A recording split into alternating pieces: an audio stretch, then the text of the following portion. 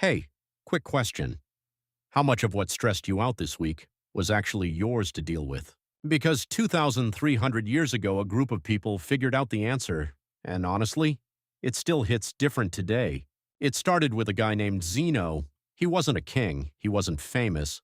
He was a merchant who read about Socrates, a man who literally chose death over lies, and thought, okay, I want some of that.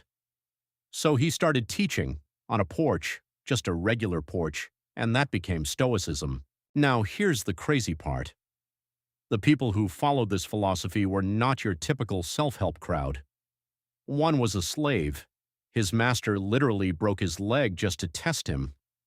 One was Marcus Aurelius, the most powerful emperor on earth, and one was Seneca, an advisor who was eventually told to cut his own veins. Three completely different lives. One shared philosophy, and their big idea? Almost embarrassingly simple. Imagine a circle. Inside that circle, your thoughts, your reactions, your choices. That's it. Everything outside the circle. The news, what people think, the economy, your ex posting again, not yours.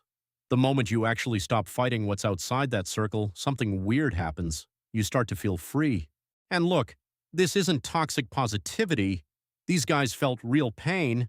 Marcus Aurelius buried his own children. Epictetus lived in chains. Seneca watched everything he built fall apart. Stoicism never said life won't hurt. It said, you get to decide what the hurt means. Sound familiar? Think about your phone right now. The notifications, the opinions, the pressure from all directions.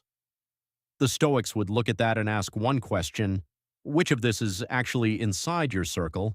Because if it's outside, it was never yours to carry. Marcus Aurelius ran the most powerful empire on earth, and every single night he still wrote to himself, not for followers, not for clout, just to stay honest.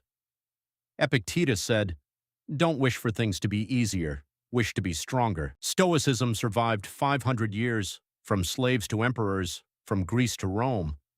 Not because it made life easy, because it made people harder to break. So I'll leave you with the same question they ask themselves every morning: what are you fighting right now? That was never yours to fight.